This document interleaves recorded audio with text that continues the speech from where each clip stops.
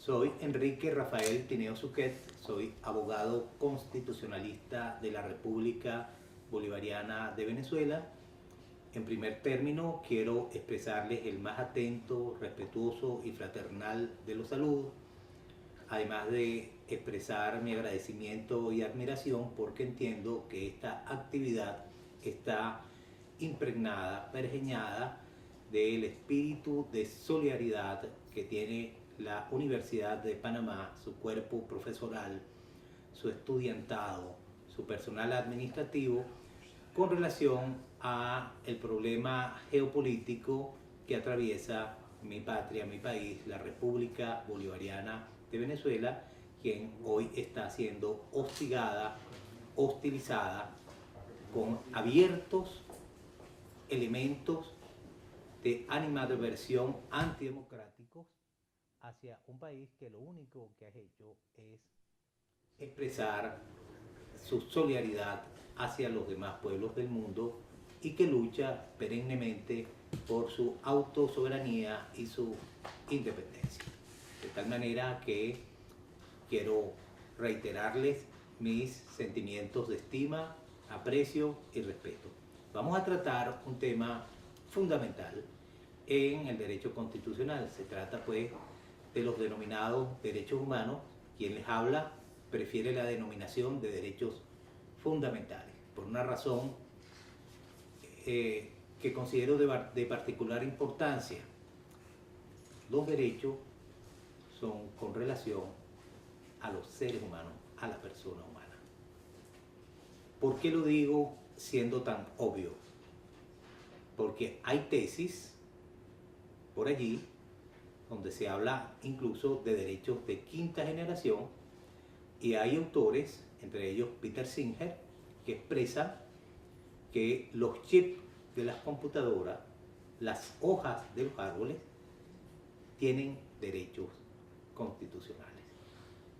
Eso de por sí no sería malo, pero se crea el problema de que se está equiparando al ser humano con una cosa.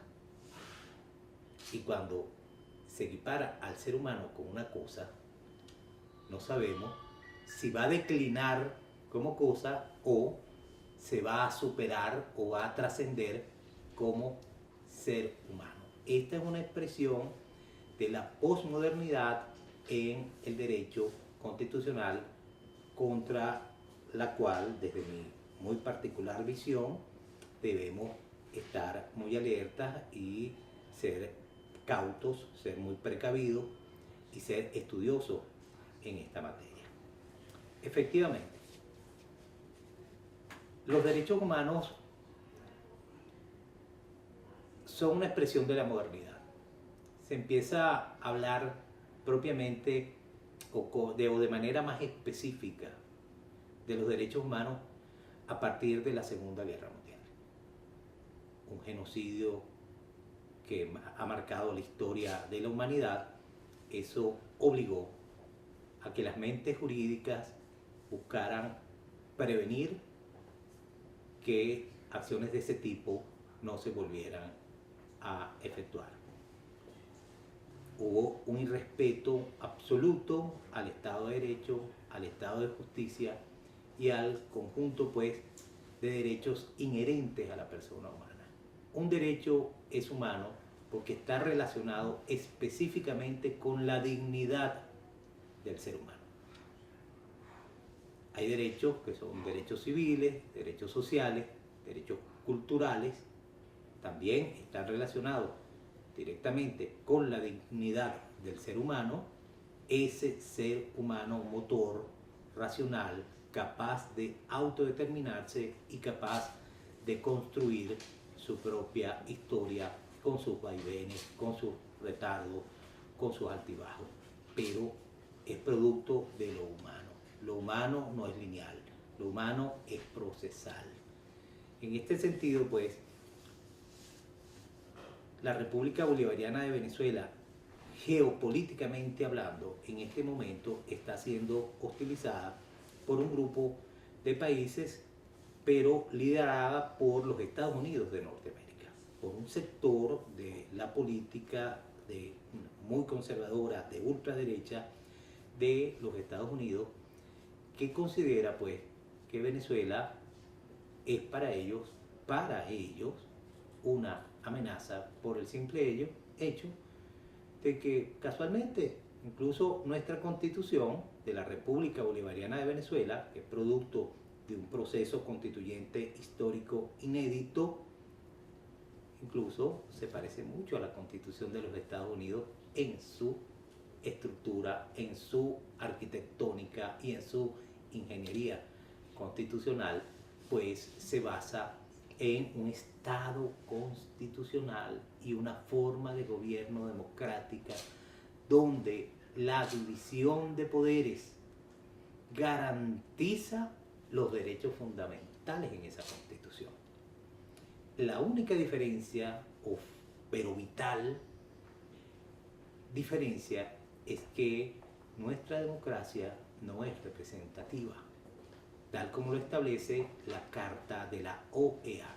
Nuestra democracia es participativa y protagónica. Quiere decir entonces que históricamente logramos ascender del estadio de la representatividad exclusivamente diseñada para una soberanía que se expresa única y exclusivamente mediante el voto, a un estadio superior que es la participación y el protagonismo democrático, que no se fundamenta en el sufragio, sino que se fundamenta en lo que se conoce hoy día y que autores como Robert Dahl, John Ellis, que recomiendo, reconocen como democracia deliberativa. Porque la democracia en mi país tiene la siguiente secuencia. Tiene la secuencia de elegir, representar, deliberar y decidir. Esa secuencia democrática permite que el sistema de frenos y contrapesos diseñado sabiamente por los denominados padres fundadores del constitucionalismo norteamericano, el señor Madison, el señor Jefferson, el señor Jay, crearan el sistema de frenos y contrapesos, el check and balance, ese mismo que les dije anteriormente, que permite garantizar los derechos fundamentales en base a la división de poderes.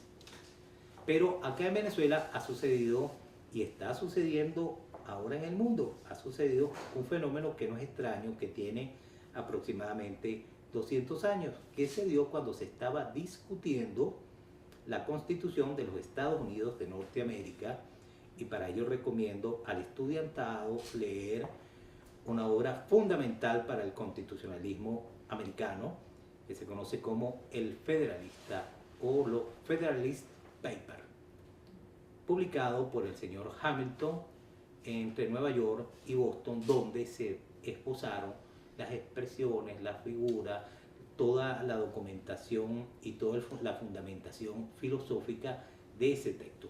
Por lo siguiente, en Venezuela tenemos una sala constitucional que ejerce el control constitucional.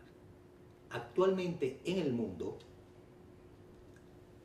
ha renacido la vieja discusión de que cómo es posible, según algunos, esto se llama la tesis mayoritaria, cómo es posible que un poder que no ha sido elegido popularmente, como el poder ejecutivo y el poder legislativo, me refiero al poder judicial, puede controlar acciones de esos dos poderes, sin contar con la legitimidad de la elección mayoritaria. Esa es una tesis, pero los que estamos en la tesis contraria sostenemos, por ejemplo, que un solo hombre electo mayoritariamente también puede hacer tanto daño o más daño que toda una comunidad política. El presidente de los Estados Unidos de Norteamérica, tal como lo señala en Justicia para Erizos Ronald Dworkin, levantando el teléfono puede gritar devastación y puede eliminar a toda la humanidad de la faz de la tierra, con una simple llamada telefónica. Quiere decir entonces que esa tesis de que porque una persona es electa mayoritariamente es mejor que unos magistrados que se encargan de realizar el control constitucional a los actos o actuaciones de los demás poderes, no es completamente cierta. Parte de unas similitudes que no son verdaderamente coherentes y que hoy día están siendo discutidas. Sin embargo, hay autores, como los autores más relevantes de esa tesis, Jeremías Waldron, Larry Kramer, muy especialmente Larry Kramer, el mismo Robert Nozick, que se podría decir, según algunos autores, que prácticamente viene a ser el padre del neoliberalismo, porque es un adalid de la posmodernidad con relación a la teoría política del Estado. El que quiera abundar en esa tesis puede buscarlo. Sin embargo, hay otros autores que son contrarios a ellos, entre ellos Ronald Dworkin, John Ellis, Bruce Ackerman, que tienen estudios también muy enjundiosos, el profesor Bianchi en Argentina, el profesor Gargarella en Argentina, que tienen verdaderos estudios muy bien analíticos, muy bien realizados con relación a esto. Bueno, lo cierto es que aquí sucedió en Venezuela un suceso infausto denominado por quien lo creó, un político ultraconservador llamado Leopoldo López, creó una figura llamada la salida, que es un conjunto de actos sistemáticos, permanentes, continuos, criminosos. Hubo homicidios atroces, hubo homicidios calificados como por ejemplo que se quemaban vivas personas que no pertenecen a su clase social o que no comparten sus idearios políticos. Hubo más de 30 personas venezolanos quemados vivos por un lapso aproximadamente de 3 meses, y ellos aducían que eso era una lucha por la democracia, porque también alegan que el actual presidente de la República Bolivariana de Venezuela, Nicolás Maduro Moro, no es un presidente legítimo a pesar de haber sido electo en un proceso de sufragio universal que está establecido, como en todos los países democráticos, está establecido en nuestra Constitución y todo el conjunto de leyes que abrevan del texto fundamental. Eso llevó a que Venezuela fuera denunciada ante la Comisión Interamericana de Derechos Humanos por violadora de derechos humanos, porque se dio una circunstancia histórica especialísima. La aparece entonces doctora Luisa Ortega Díaz, fiscal general de la República, se negó sistemáticamente a presentar a todo ese conjunto de ciudadanos que estaban cometiendo toda esa serie de actos criminosos, se negó a presentarlos ante los tribunales de la justicia penal ordinaria. Como fue un proceso que llevaba meses, el Estado venezolano optó porque aquellos elementos que fueren apresados cometiendo diversos delitos, en vez de ser presentados ante la Fiscalía General de la República o Ministerio Público, como se le dice acá en Venezuela, fueron presentados ante la Fiscalía Militar, para que ésta a su vez la presentara ante los tribunales militares.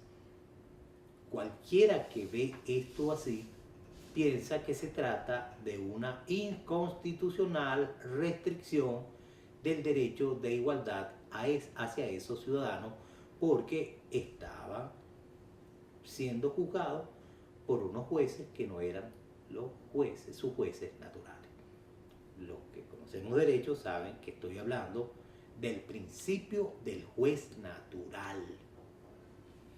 Sin embargo, la situación planteada, es decir, un país en vías de ser anarquizado, un conjunto sistemático, continuo, generalizado, masivo de actos criminosos, no podían quedar impunes, porque se estaba atacando precisamente lo más neural de un Estado democrático, que es su sistema de justicia.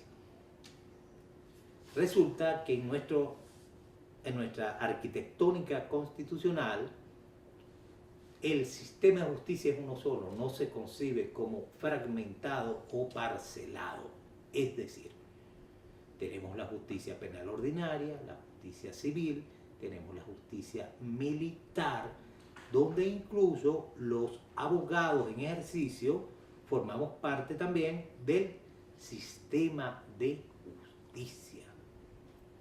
Y se tomó la determinación, como les dije anteriormente, de que estos ciudadanos fueran presentados ante los tribunales militares porque se ponderó entre darle viabilidad al principio del juez natural o darle preponderancia, darle prevalencia, darle mayor universalidad al principio general de la justicia.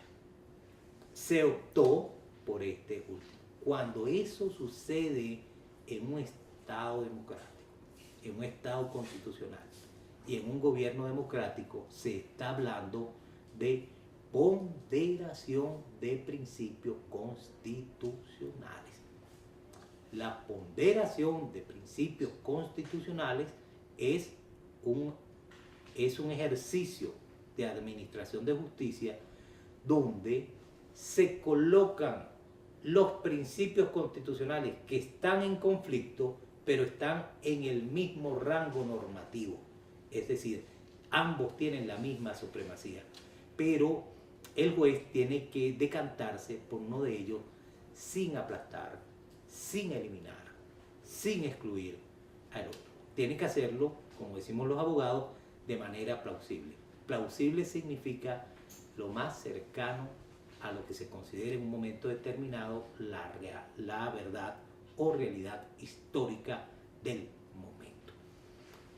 En todas las cortes donde se maneja el tema de los derechos humanos, entiéndase, tribunales constitucionales, salas constitucionales, el propio Consejo de Estado francés,